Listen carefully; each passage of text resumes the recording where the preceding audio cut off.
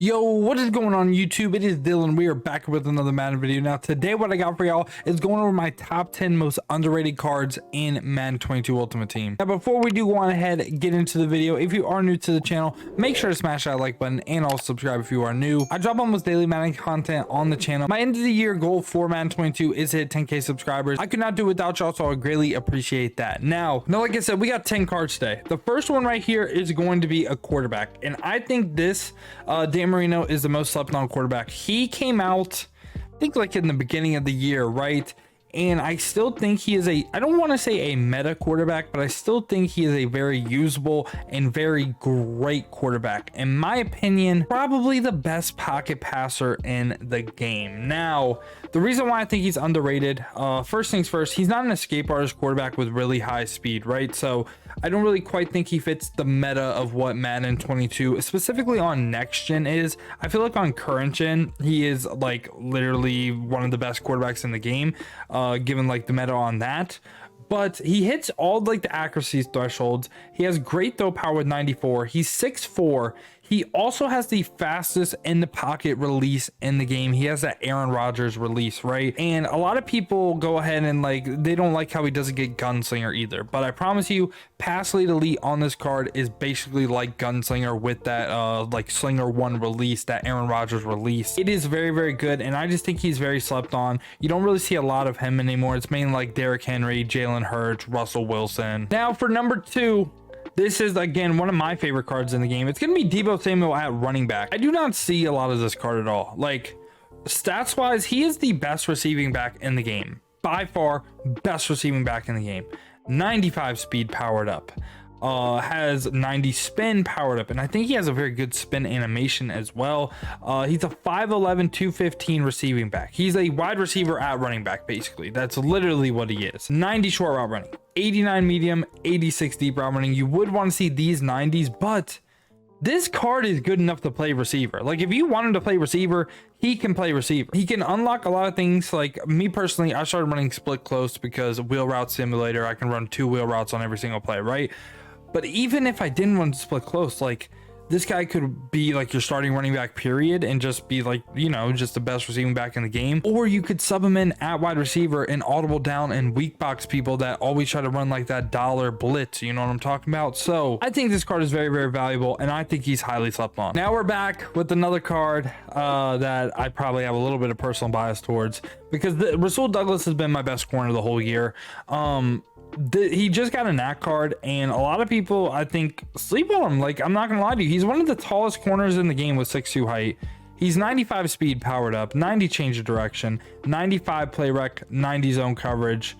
Really all that matters, right? Like 90 plus zone, 90 plus play rec, hits the 2 thresholds right there. Man, yeah, sure, if you wanted to run a man, maybe this isn't the guy for you, but for a zone coverage corner, this guy is so good. Like I think he's like a top, like I don't want to say he's a top end corner, but in my opinion, he's one of the best corners in the game.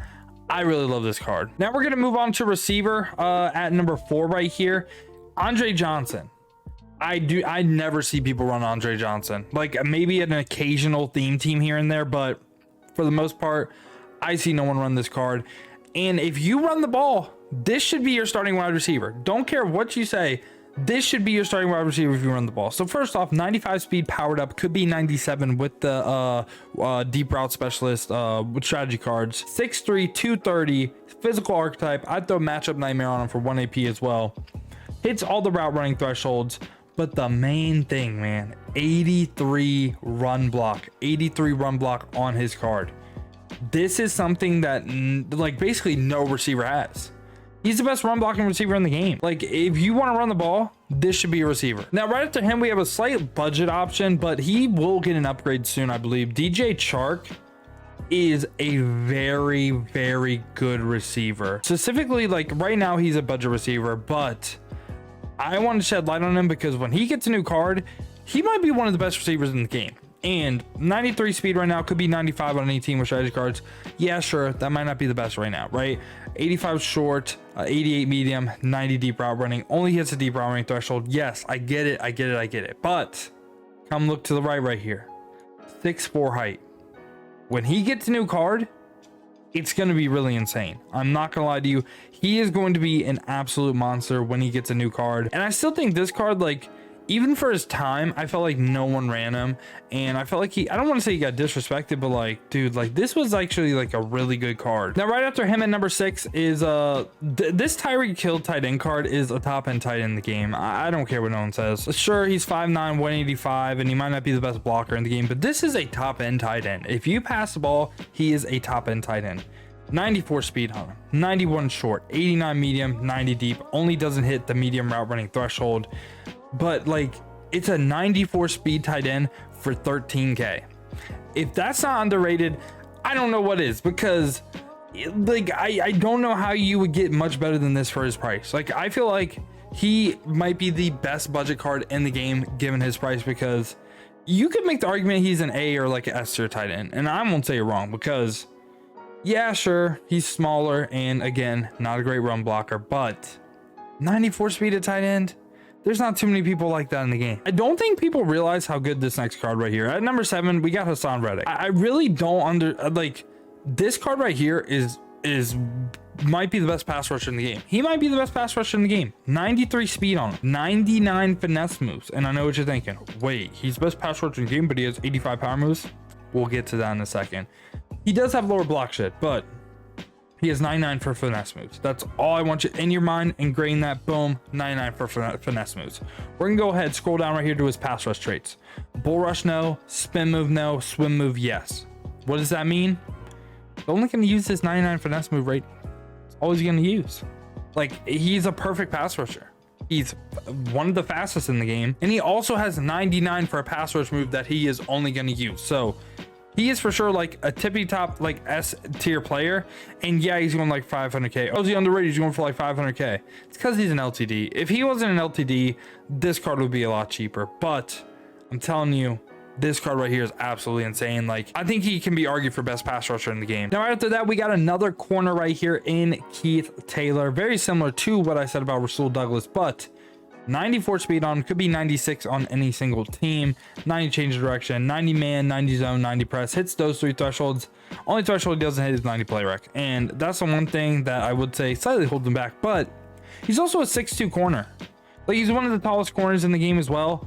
I don't see a lot of people running Keith Taylor, probably because he's not like a big name, but a 92 overall that hits 3 of the most important thresholds for a corner that is really pretty decently fast as well. For 65K, I feel like that's just an absolute steal. Now, this card right here, people are going to disagree with me, but I feel like Kalo Dinata, I have seen absolutely no one run this card. Yes, he is slower. Yes. I'm not saying you're wrong. He is slower, but he's a 6'4", 340 safety. You're telling me that he's unusable? I don't think he's unusable. I think you could have a role with this card on your team. I think he's a good sub linebacker. For 50K, you would potentially get a 92 speed safety with the strategy card boost. You get the 90 play rec, you get 90 zone, you get 90 press. Sure, his man's a little bit lacking, but 6'4", 340, and he has insane run defense stats. So in my head, where do I think he's perfect?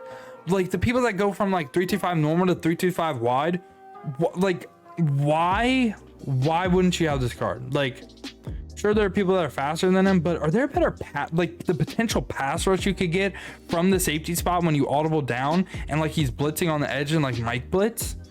Like, I feel like there is a lot of potential with this card and people just really don't use it. And at my number 10 spot, it's going to be Ken Houston. I feel like this card got absolutely zero hype. I felt like no one was excited for this card. No one was like, oh wow, Ken Houston. Do people forget what he was like in Madden 20?